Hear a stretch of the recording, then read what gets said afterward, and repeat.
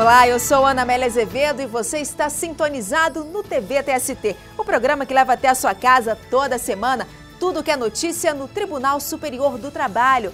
Você tem um bom paladar? Que tal ser um degustador profissional? Suas férias venceram e você não desfrutou? Saiba o que fazer. Proclamação da República, como era a legislação trabalhista nos primeiros anos do regime republicano. Tudo isso e muito mais no TV TST de hoje, que está só começando.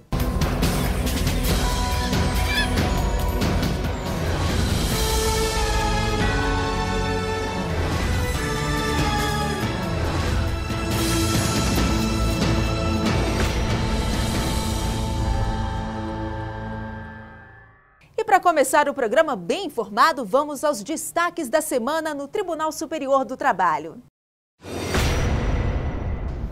Um empregado rural do Pará vai receber indenização por dano moral. Segundo ele, o trabalho era realizado em ambiente degradante e em condições subhumanas e insalubres. Além disso, não existia local apropriado para fazer as refeições ou repousar e nem banheiro.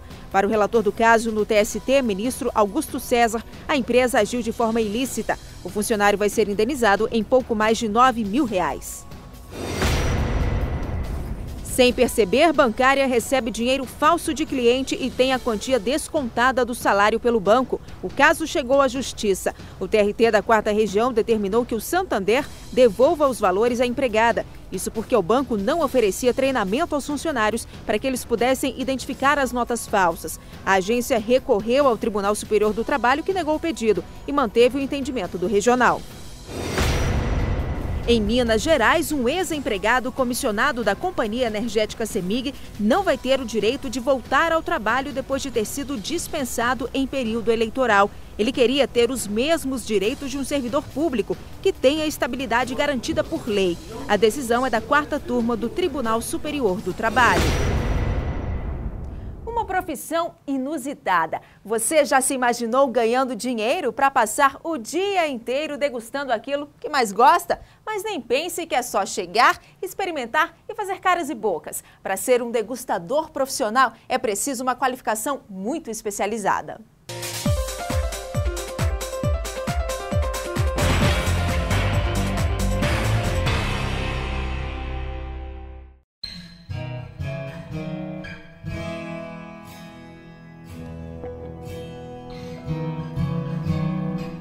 Com as uvas já colhidas e o vinho produzido, o trabalho do sommelier começa.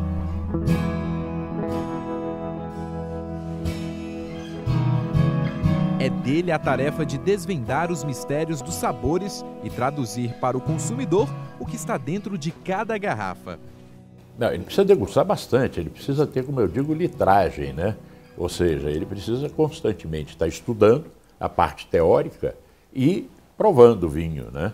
Para ele poder saber distinguir e criar, né, o que a gente chama de uma memória olfativa, de criar uma memória de vinhos, né, para que ele possa, por exemplo, né, ao ver uma garrafa, mesmo sem abri-la, ele poder descobrir qual é o vinho que aquela garrafa tem. Na dúvida, por favor, basta chamar o sommelier. Fazer a combinação entre o vinho ideal e uma determinada comida é apenas uma das funções dele. A carta de vinho? Claro, vamos ver o que tem. O profissional também é responsável pelo controle de estoque, compra e venda do produto e conservação do vinho na adega.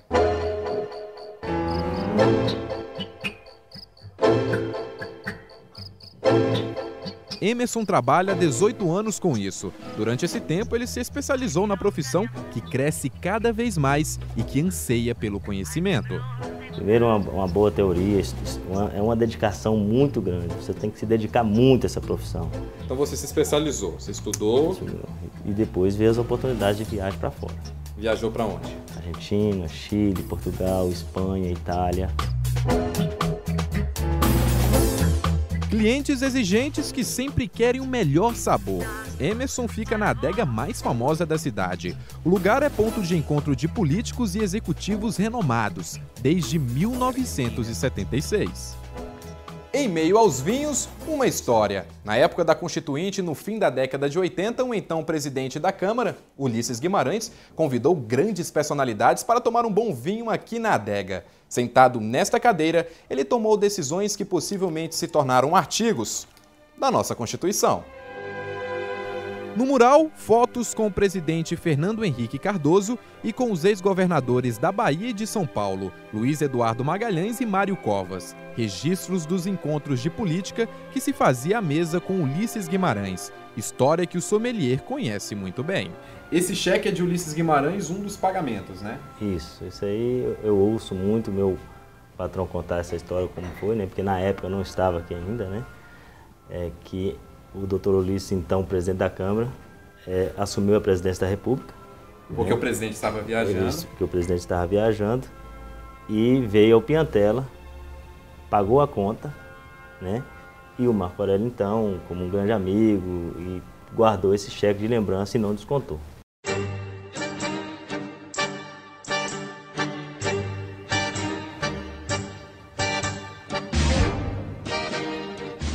Uma taça e um bom vinho, cenário perfeito para Daniel.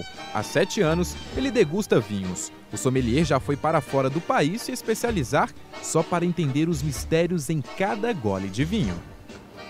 Esse é o Cris Mouzy, é um vinho francês, Syrah da região de Corbière, bem redondo, bem macio, com frutas vermelhas de aroma e corpo bem frutado, uma delícia. Para apreciar o sabor, é preciso ver a cor, sentir o aroma, tomar, bochechar o vinho e cuspir. Daniel, por que ao degustar tem que bochechar e cuspir? E na verdade, quando a gente põe na boca o vinho, a gente deixa ele passar pela boca inteira, língua, bochecha, tudo para analisar o vinho, a questão da acidez, a questão dele de tanino, se está um vinho leve, um vinho encorpado, se está bem feito o vinho. E depois a gente cospe no balde, toma água e vai para o segundo, terceiro vinho na degustação. E mesmo tomando a água, não confunde o paladar? De jeito nenhum, a água faz limpar a boca, deixar ela sem nenhum gosto para você tomar o segundo vinho e reanalisar o outro vinho. E você consegue identificar todos os aromas, o sabor, os componentes do vinho? Tudo na boca a gente consegue analisar tudo, retrogosto, se o vinho é agressivo ou não, se tem utilização de carvalho ou não, tudo isso a gente observa na boca. Daniel, quantos rótulos tem aqui na adega? Tenho 320 rótulos. 320 rótulos, eu vejo que são muitas garrafas de vinhos. Como é que você consegue identificar uma garrafa específica? Todos os vinhos que chegam aqui é guardado por mim e a equipe da loja, então conhecemos todos. Inclusive a organização é feita por nós, dividimos por país e só a França que é dividida por região, que é o que eu tenho maior volume. Se eu quiser degustar, posso? Qualquer vinho que eu tenho na loja, exposto, eu tenho ele na minha adega climatizada, já pronto para ser servido. Entre uma garrafa e outra, um preço diferente e especial para clientes exigentes e com o bolso cheio de dinheiro. Daniel, que ambiente é esse aqui? Esse aqui é minha adega climatizada. Quantos rótulos tem aqui? Tem 1000 rótulos guardados. São os mais caros da adega hoje? São os mais caros. Tenho todos, mas os mais caros só ficam aqui dentro. Qual é o vinho mais caro hoje aqui? O vinho mais caro é esse aqui, ó. Qual o nome? O Petrus Safra 82. Quanto custa? 21 mil. 21 mil? Por que é tão caro assim desse jeito? Porque é um produtor já renomado, faz vinhos de grande qualidade e Safra de 82 foi dado com a melhor safra de Bordeaux que já teve. Quando foi a última vez que você vendeu uma garrafa? 6 anos atrás. 6 anos atrás? Lembra aí a forma de pagamento? Não, agora não. Mas conseguiu vender? Sim. O cliente já chegou e pediu a garrafa ou não? Não, a gente que indicou um bom vinho e ele quis levar. E conseguiu, ganhou uma boa comissão, hein? Um bom vinho. Entendi. Você já tomou esse vinho? Esse ainda não. Não, nem evento de degustação, nada? Tomei grandes vinhos, mas este exatamente ainda não. Vi que você está segurando com as duas mãos bem firme. Tá com medo de deixar cair isso aí? Não. Quer segurar? Não, muito obrigado. Quer segurar, cinegrafista? Tá vendo? Tá com medo. Porque quebrou, pagou. Quebrou, pagou. No dia 29 de agosto de 2011, os sommeliers brasileiros tiveram bons motivos para abrirem um belo vinho. Isso porque nessa data foi publicada no Diário Oficial da União a regulamentação da profissão no país. Ou seja, o profissional que antes era registrado como vendedor de vinhos, agora passa a ser sommelier assinado na carteira. A legislação diz que o profissional sommelier é aquela pessoa que estudou em uma escola pública ou privada, nacional ou estrangeira, ou que tem exercido, até a promulgação da lei, pelo menos 3 anos de serviço no Brasil.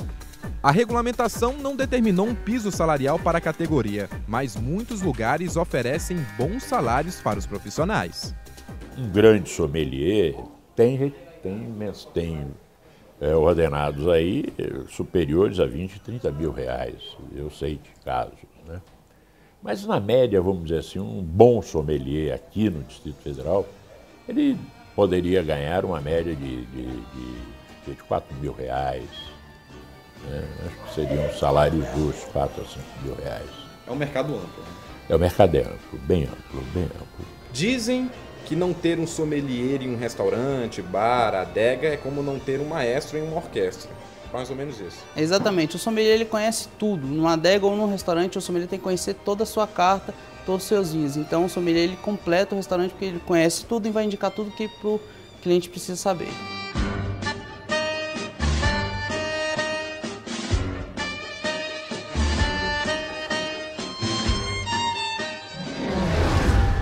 Trabalhar como degustador ou provador? Será que vale a pena colocar a saúde em risco? As empresas de cigarro, por exemplo, costumam contratar provadores. São profissionais obrigados por contrato a provarem os cigarros da empregadora e da concorrência para aprimorar o produto. A questão é polêmica. Confira. Um prazer para os olhos, nariz e tato. Assim é o charuto para Felipe, que aproveita os momentos de descanso no escritório para provar e saciar o desejo. Experimentar na época que eu era universitário, gostei, achei interessante, comecei a estudar sobre o mundo do charuto e, cara, me interessei. E assim, eu acho gostoso, eu acho que assim, é gostoso, entendeu?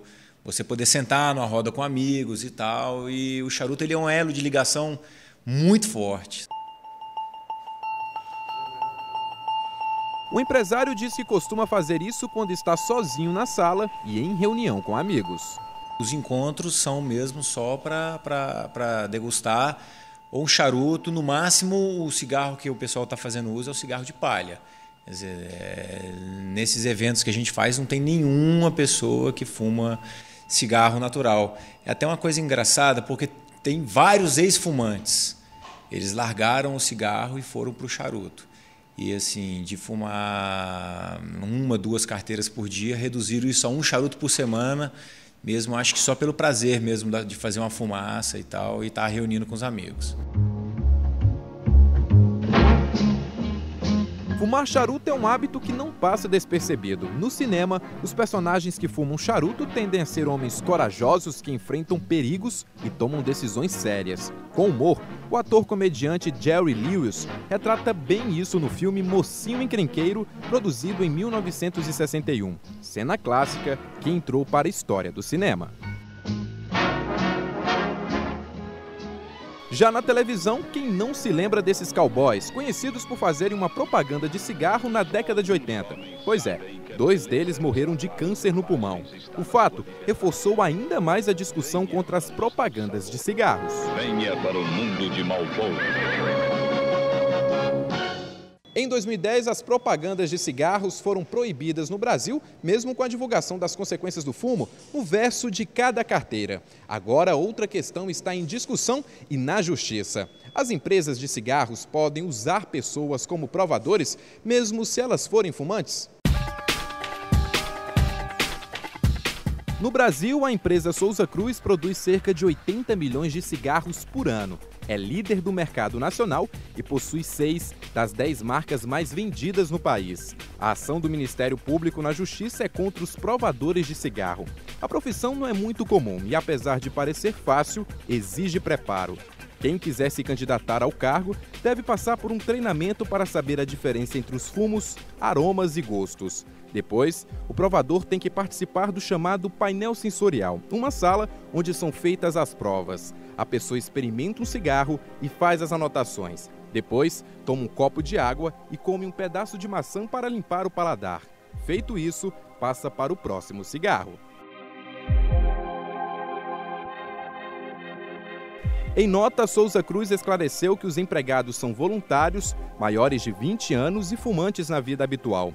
Disse também que eles são orientados a não tragar a fumaça para que não haja saturação dos sentidos. A empresa alegou ainda que a técnica é usada internacionalmente e que a atividade e o produto são lícitos. No Tribunal Superior do Trabalho, o julgamento ainda não foi concluído a pedido do presidente do TST, ministro João Oreste Dallazen.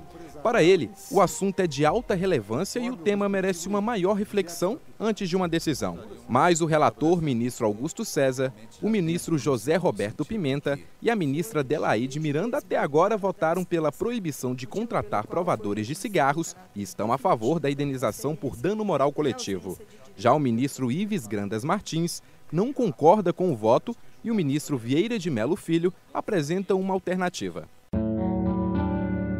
Para ele, os provadores de cigarros devem trabalhar por 6 horas e com uma semana de intervalo a cada 3 semanas. E que no fim do período de 6 meses, o profissional fique afastado por 90 dias. Este médico e coordenador do programa antitabagista acredita que a profissão é ilegal e traz riscos mesmo para o profissional que fuma fora dos provadores sensoriais.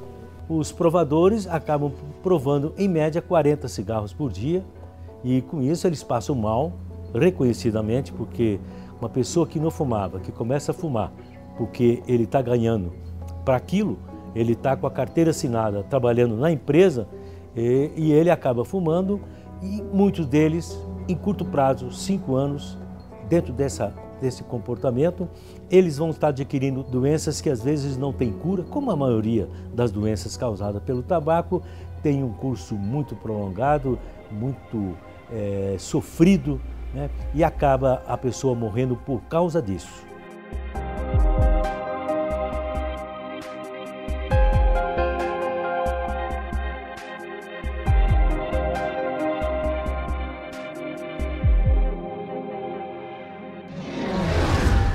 De qualquer parte do país, você pode entrar em contato e tirar as dúvidas sobre a Justiça do Trabalho. O lugar é aqui. O José Dantas de Brasília quer saber mais sobre rescisão por justa causa.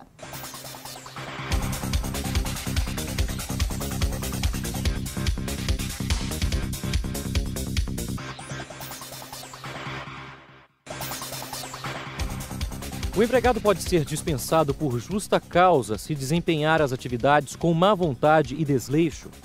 A lei recomenda que haja uma gradação nas punições ao empregado que agir dessa forma, somente sendo configurada a justa causa após a repetição destas faltas e a aplicação de pelo menos uma advertência verbal no empregado. O funcionário desempenhando suas funções uma vez com desleixo ou má vontade, embora esporadicamente, não configura motivo relevante para a justa causa. Porém, se essa prática se perdurar no tempo e acontecer frequentemente, caracteriza-se aí a desídia, que é prevista na letra E do artigo 482 da CLT, onde está previsto as causas que autorizam o empregador a dar a justa causa no empregado. É necessária a aplicação de outras penalidades antes da demissão por justa causa. A lei não exige que a aplicação da justa causa pelo empregador somente ocorra após a aplicação de outras penalidades, como a advertência, por exemplo. Desta forma, não há qualquer impedimento legal que proíba que o empregador demita o empregado por justa causa no primeiro ato ilícito que o empregado cometeu. Não é necessário, tampouco é aconselhável, uma vez que o empregador tem a faculdade de penalizar o empregado apenas uma vez por alguma falta eventualmente cometida.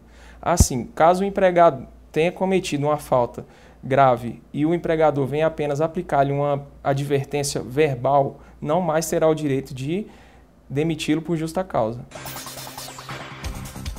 Qual é o prazo que o empregador tem para apurar a justa causa? A lei exige que a apuração da falta do empregado seja realizada o mais rápido possível, sob pena de se configurar o perdão da falta por parte do empregador. O empregador, ao se deparar com a justa causa, ele deve demitir o funcionário simultaneamente com a ocorrência do fato. Porém, ele dispõe de um prazo razoável para averiguar a autoria do fato e ver a veracidade daquele acontecimento. Apurar realmente qual foi o empregado que realizou determinado ato ilegal dentro da empresa, verificar os antecedentes dele, sempre com objetividade. Faça como José e mande a sua dúvida para nós. O caminho é o e-mail tv@tst.jus.br. No próximo bloco tem julgamento no TST. Não perca, em 1 minuto. Até já.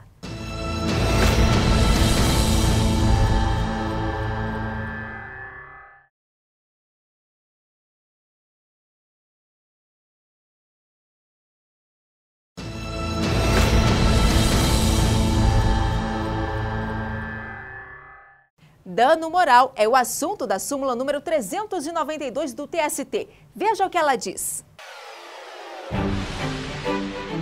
A súmula número 392 do TST diz: a Justiça do Trabalho é competente para dirimir controvérsias referentes à indenização por dano moral, quando decorrente da relação de trabalho.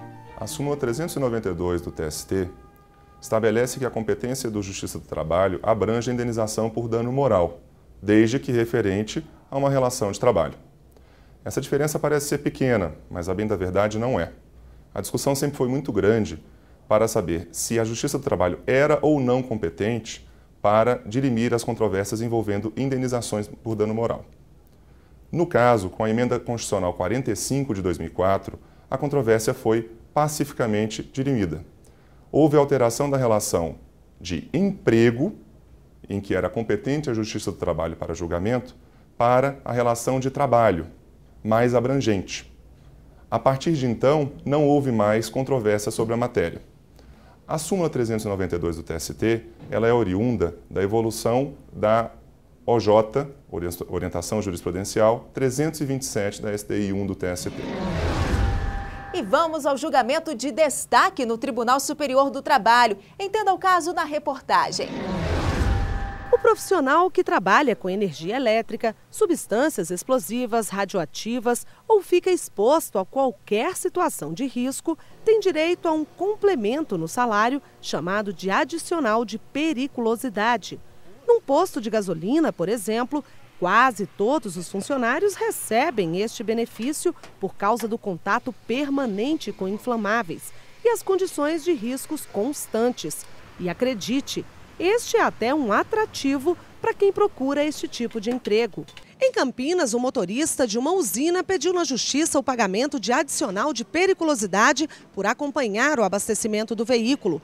O homem afirma que ficava cerca de 15 minutos na área de risco, pelo menos 3 vezes por semana, e em alguns dias ele mesmo enchia o tanque.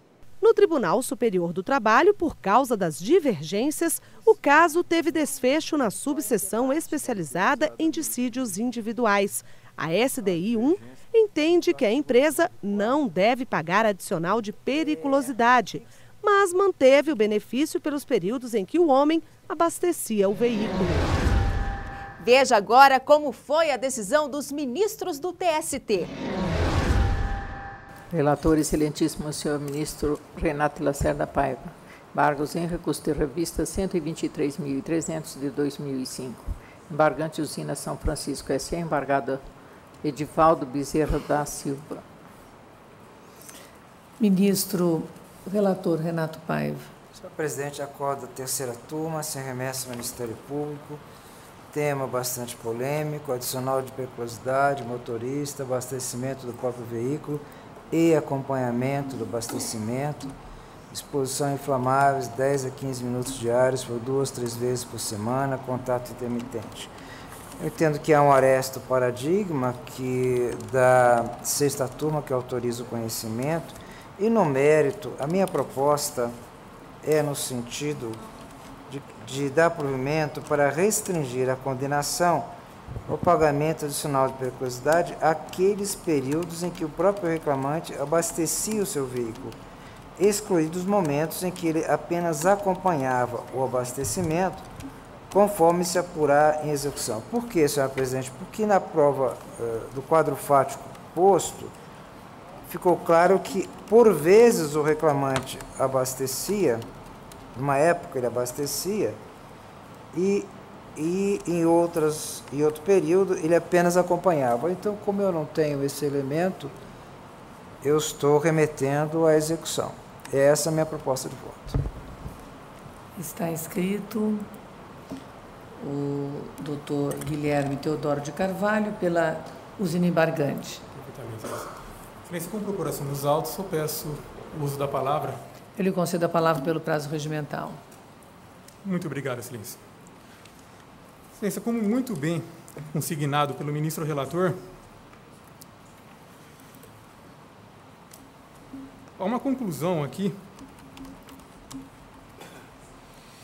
de que, ora, o obreiro abastecia o veículo que utilizava, ora, apenas acompanhava mencionado abastecimento.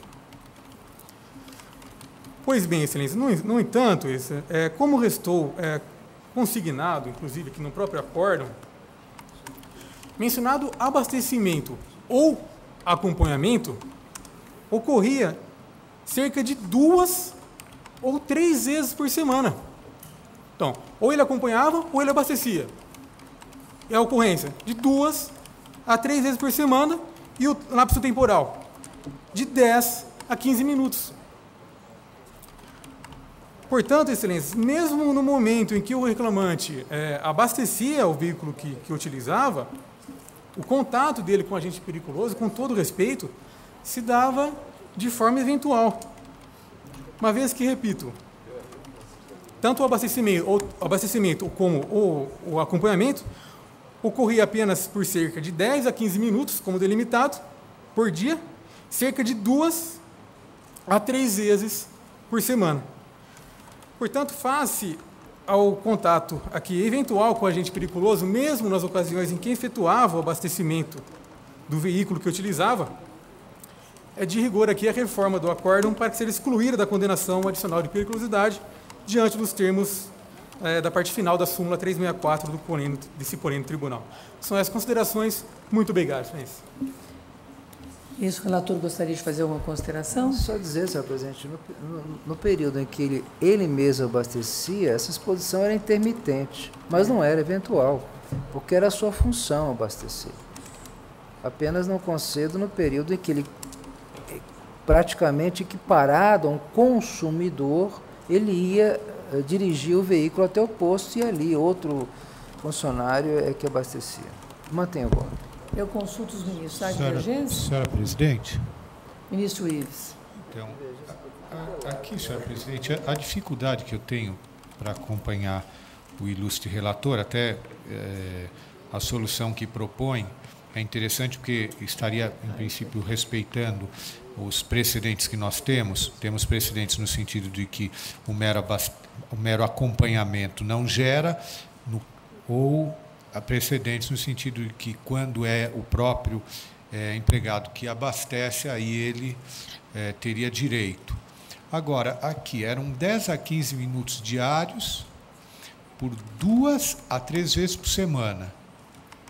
Nós vamos remeter à execução. Acho difícil apurar perfeitamente quantas vezes ele abastecia, quantas vezes ele só acompanhava.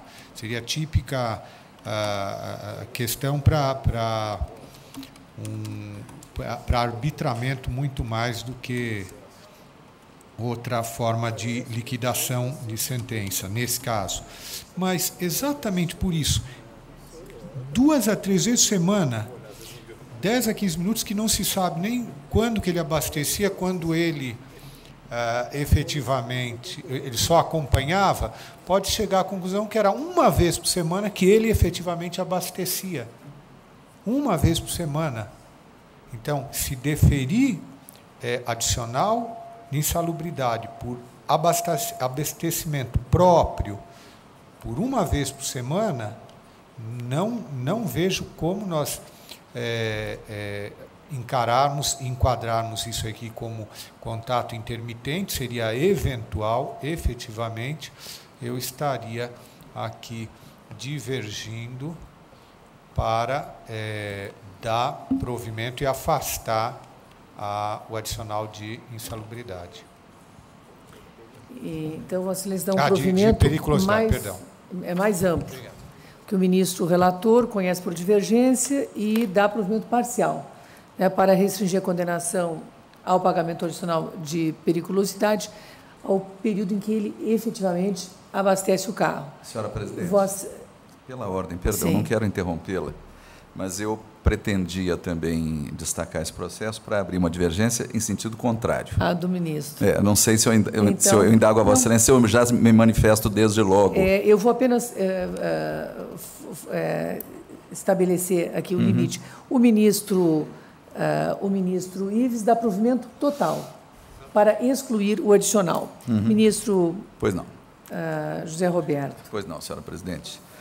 Embora reconheça que recentemente, em 1 ou 2 casos, esta egrégia subseção, numa sessão não completa, com a participação não de todos os integrantes, realmente já tenha se pronunciado no sentido de que a atuação do empregado, em todos os casos, motorista, no simples acompanhamento do abastecimento, não ensejaria o direito ao adicional de periculosidade. Não vou me pronunciar aqui a respeito do outro aspecto, que já foi colocado pelo ministro Ives. Para mim, com todas as vênias, a situação aqui é de intermitência e não de eventualidade, na linha do que o eminente relator já colocou. Eu faço remissão a esse aspecto, mas eu também pondero, respeitosamente, que a NR 16, anexo 2, quadro 3, quando trata das atividades perigosas, não limita, me parece, a atividade de abastecimento. Fala de ingresso na área de risco, e esse conceito é espacial, é geográfico, até porque esteja o empregado nessa área de risco, se houver a explosão, não importa se ele estiver abastecendo ou não, ele vai sofrer as consequências do dano ou da explosão.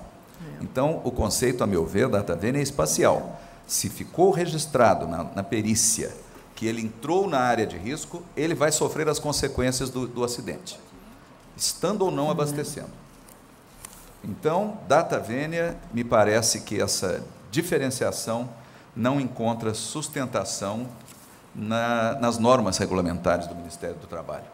Há situações em que a avaliação é qualitativa, a avaliação é quantitativa, da periculosidade, da insalubridade. Aqui há o tipo que permite o enquadramento na situação legalmente ou normativamente tida como perigosa, ele tem um conceito objetivo. Ingressou na área de risco ou não? Se não ingressou, não tem direito. Se ingressou, tem direito ao adicional. Então, com todas as vênias, entendendo que a situação aqui é de intermitência e não de eventualidade, entendendo também, e nesse ponto concordo com o ministro Ives, que a apuração vai ser extremamente difícil na liquidação, para saber quando ele estava abastecendo, quando ele estava acompanhando, vai acabar sendo um arbitramento. Eu peço vênia para não conhecer, mantendo a decisão da Egrégia Terceira Turma, da lavra do ministro Alberto Bresciani, que simplesmente aplicou o item 1 da súmula 364 para reformar a decisão regional para condenar a empresa por inteiro ao pagamento do adicional de periculosidade. Então, eu abro divergência nesse sentido. Negar provimento. Senhora presidente, eu lembro apenas... Como relator, eu gostaria de rapidamente... Pois não, ministro. Em razão da divergência claro. apresentada. Até ontem nós debatemos essa matéria na turma, né, ministro Roberto? Apenas colocar aqui brevemente os meus fundamentos. O que eu entendo é que quando o empregado abastece, é a sua função abastecer. Então, ele está efetivamente exposto ao risco. Mas quando ele leva o veículo, ele se equipara a qualquer consumidor que leva o seu veículo ao posto de gasolina. E a minha preocupação, senhor presidente, é que o Tribunal Superior do Trabalho, a sua função é estabelecer parâmetros que disciplinem, que regulem as relações capital-trabalho. Nós estabelecemos regras, princípios, direcionamentos, políticas.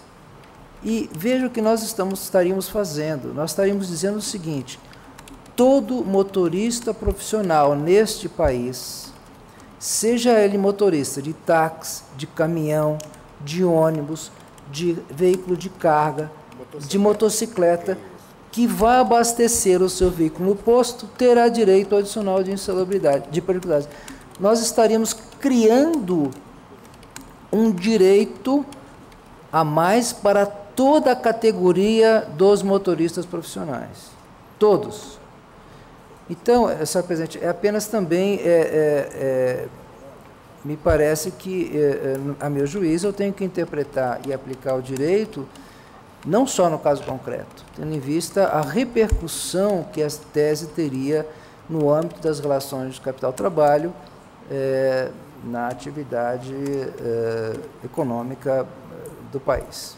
É assim que me coloco. Senhora presidente, 30 segundos sem polemizar, me perdoe, só um dado. Sim. Posso me manifestar? Sim. Eu só quero registrar que está no acórdão regional, transcrito no acórdão turmário, 3 linhas, dizendo o seguinte: o laudo técnico concluiu que as atividades desenvolvidas pelo obreiro eram perigosas, folha 306, item 11.2, quando ele permanecia na área de risco da bomba de abastecimento. É só isso. Eu apenas lembro à Egrégia Sessão que há menos de um mês nós discutimos demoradamente aqui essa matéria e chegamos à conclusão, nos termos do voto proposto do voto ministro relator, que quando acompanha o abastecimento não há periculosidade. Quando ele realiza o abastecimento, há periculosidade. Então, o voto do ministro relator está conforme ao entendimento que nós aqui adotamos depois de muita discussão na SDI, em sessão realizada há menos de um mês. E passo a tomar votos dos ministros. Ministro Aloísio. Senhora presidente, o tema continua sendo polêmico. Com todo o respeito, a questão do adicional de insalubridade, a questão da habitualidade, da eventualidade, de respeito com a atividade. Atividade motorista é de motorista, não é de abastecimento. Porque perigo, área de risco é a vida. Até o tanque dos caminhões, que muitas vezes tem 700 litros, seria uma área de risco em potencial, porque se explodir não sobra ninguém. Área de risco, segundo a norma NR16, são 7,5 metros do bico da bomba esticado. E se explodir o tanque de gasolina, ninguém no posto sobra. E nem todos estão na área de risco. Então é uma ficção essa história de... Me parece, e sempre entendi, que a atividade é que vai determinar a resistência ou não do risco de modo ao adicional de insalubridade. O abastecimento de caminhão é eventual, me parece, do motorista. Salvo, é verdade, há caminhões aí que eu vim saber que fazem 3 quilômetros com 1 litro de óleo. Logo, o cara tem que passar no posto o dia inteiro. Mas a regra geral é que a atividade é motorista, não é abastecedor de caminhão, a não ser que ele faça isso para fora. Então, se é eventual, não tem adicional. E não me impressiona o fato do ingresso na área de risco, porque esses 7,5 metros do bico da... Bom, eu acompanho a divergência do ministro Ives. Ministro Vieira de Mello. Presidente, eu vou primeiro divergir de todo mundo para depois concordar com todo mundo. Eu acho que tudo que já se disse aqui relata a dificuldade dessa questão. Primeiro, eu não vejo uma diferença entre o empregado que está abastecendo o veículo e aquele que está em pé ao lado de quem está abastecendo. Daí uma norma do Ministério do Trabalho que estabelece a área de risco. Depois, não é o fato de que o título não é certo, não é líquido, que o direito não é certo. A liquidação se dá em face do reconhecimento da certeza do direito. Então, o fundamento de que há uma possível dificuldade de liquidação, que também não vejo com todas as vênias, não seria o fundamento para afastar a certeza em havendo o abastecimento e o risco necessário. De outro lado, também, não vejo como se estabeleça uma dificuldade em função da interpretação da norma federal. A legislação do trabalho ela é federal, a interpretação vai se dar para o país inteiro, para todos aqueles que estejam, de fato, submetidos àquela situação em concreto. Isso é a divergência geral. Agora, venha o consenso com todos.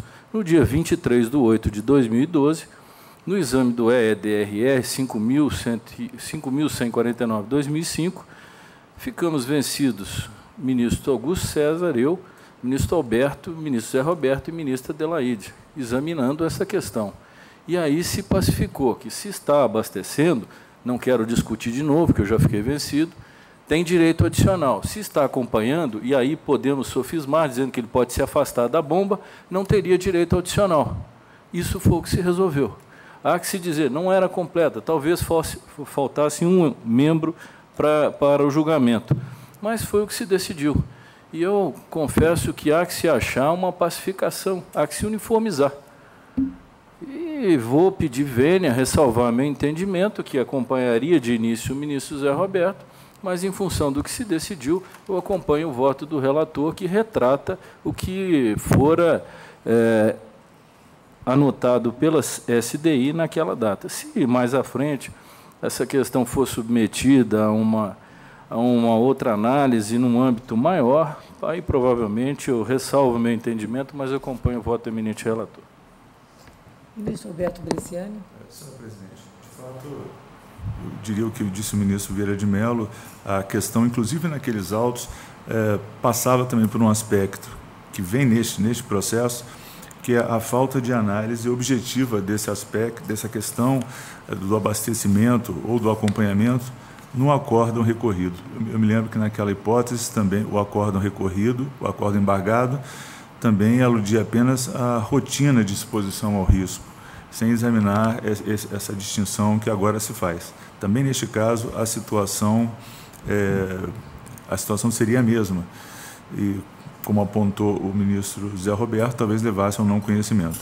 Mas, por disciplina judiciária, naquele processo a situação era a mesma. Efetivamente, se decidiu que o acompanhamento não leva ao merecimento de adicional de periculosidade e, por isso, no caso presente, vendo dificuldade em afastar o adicional de periculosidade naqueles momentos em que o reclamante induvidosamente realizava o abastecimento, eu acompanho o eminente relator, pedindo vênia as divergências. Senhor presidente, eu peço vênia às divergências de ambos os lados e voto com o relator, porque eu entendo que essa subseção precisa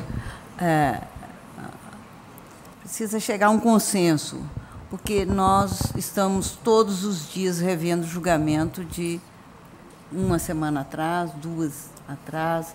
Então, eu acho que isso gera insegurança até para os próprios ministros nas turmas.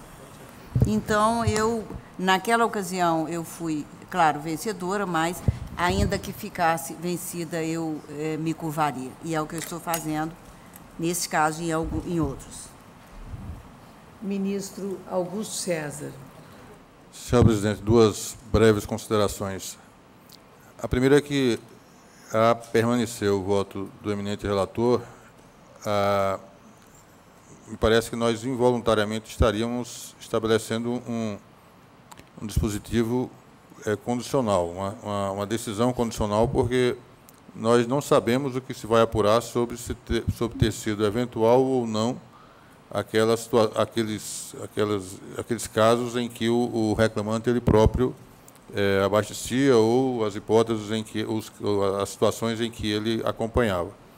Isso cria em mim alguma respeitosa resistência e me faz também entender que nós não estamos propondo uma solução rigorosamente igual àquela que foi adotada no processo anterior, no caso líder, tantas vezes referido e ao qual eu me renderia, não obstante vencido. A segunda consideração tem a ver com a observação do ministro Zé Roberto. Se nós temos um caso, em uma hipótese em que tanto o reclamante acompanhava como realizava o abastecimento, eu tenho uma situação muito mais próxima daquilo que a súmulas 361 e 364 dizem ser intermitência do que propriamente eventualidade. E, nesse caso de intermitência, diz a súmula 361 que esse adicional de periculosidade é devido na sua integralidade. Então, por essas 2 razões, pedindo vênia a corrente que se forma no sentido de acompanhar o voto judicioso do eminente relator, eu acompanho a divergência aberta pelo ministro Zé Roberto. Nega proveito. Ministra Adelaide. Senhora presidente, senhores ministros, Como já enfatizado pelo ministro Vieira de Mello, eu votei divergente naquela decisão da SDI de pouco mais de um mês, e realmente acho que esta subseção precisa encontrar a sua alternativa para pacificar esse tema. Mas, uma vez aberta a divergência, eu vou votar do mesmo sentido que votei naquela ocasião, porque alguém que acompanha o abastecimento e alguém que abastece está sujeito exatamente ao mesmo risco. Então, eu peço venha a divergência, que são duas divergências, né, e acompanha a divergência do ministro José Roberto, pedindo vênia ao relator. Ministro Brito Pereira. Presidente, eu vou pedir vênia ao ministro Roberto Freire, Freire Pimenta, para dizer que penso que essa situação, em razão da preocupação de Sua Excelência, aliás, uma preocupação nobre, que mais se aproxima da eventualidade do que mesmo da intermitência, porque aqui não se está tratando da função do motorista, e só a intermitência pressupõe que aquela seja uma tarefa do empregado. Aqui não. Aqui é uma eventualidade em que ele se vê no posto e tendo que abastecer o próprio veículo. Tanto que eu, pedindo vênia, Sua Excelência, não desejo aqui polemizar com ele, e a polêmica que surge aqui, mas acentua essa ideia de que se trata mesmo de uma eventualidade, porque fosse intermitência, parece que até a jurisprudência já está pacificada nesse sentido. Eu peço vênia à divergência para acompanhar o eminente ministro relator, ciente da trabalheira desses artigos, porque o pobre do motorista vai pegar uma declaração do frentista, da testemunha no posto, que ele está operando a bomba de gasolina. Mas até aqui, por ser engendrada pelo ministro Renato, é a solução que me pareceu mais, eu diria, para meu juízo, mais palatável. Peço vênia, acompanho Sua Excelência e conheço e provejo nos termos em que Sua Excelência conclui. Eu também acompanho o voto do ministro relator, apesar de meu pensamento ser o do ministro Ives, eu acompanho porque me curvo ao entendimento desta subseção e proclamo que a sessão, por unanimidade, conheceu dos embargos e, por maioria, vencidos os ministros Ives Gandra e Aloysio Corrêa da Veiga, que proviam totalmente os embargos, e dos ministros José Roberto, Pimenta, Augusto César e Delaide, que lhes negavam provimento, a sessão deu-lhes provimento parcial nos termos do voto do ministro relator. E não perca no próximo bloco o que fazer se as férias venceram e o funcionário não desfrutou. A resposta em 1 minuto. Até já!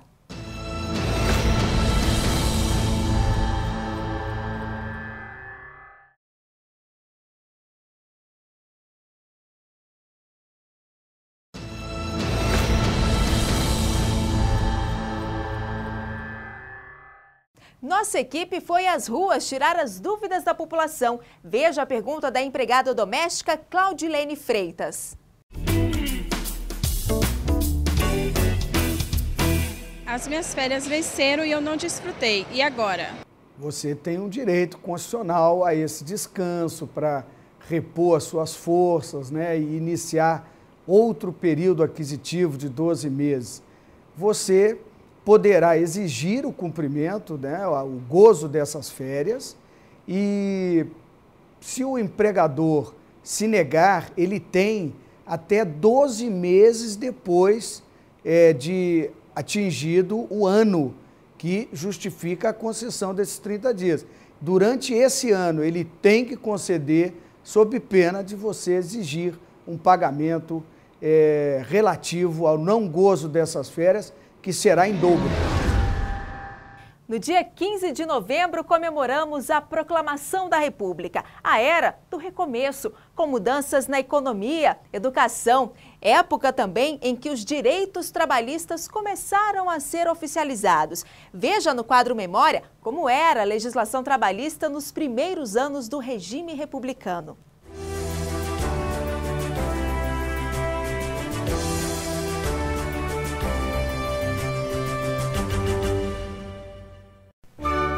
De novembro de 1889.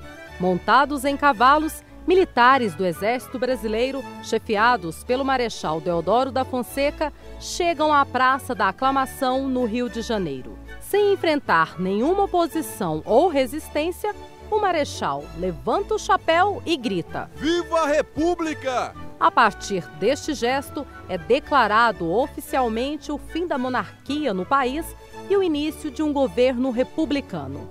Ao imperador Dom Pedro II só restou aceitar a nova realidade e embarcar de volta para a Europa junto com a família. Para os que ficaram, o momento era de recomeço. O primeiro presidente do Brasil, Marechal Deodoro da Fonseca, tinha a missão de organizar a economia e diminuir as tensões sociais. É neste cenário que ocorre a promulgação da Constituição Federal de 1891. A Carta Maior trouxe muitas conquistas à população. Entre elas, a educação deixa de ser responsabilidade da Igreja Católica e passa a ser obrigação do Estado. Ou seja, cabia ao governo federal organizar o sistema gratuito de ensino no país com a criação de várias escolas públicas de ensino fundamental e intermediário. O casamento e o divórcio também passam a ser organizados juridicamente pelo Estado e não por religiosos. Todas as eleições agora são diretas. Além disso, a população não precisa mais declarar renda para ter direito ao voto, que permanecia aberto. Era permitida a escolha de prefeitos e integrantes das câmaras municipais. Além disso, mulheres, analfabetos e mendigos continuavam proibidos de participar do sistema eleitoral.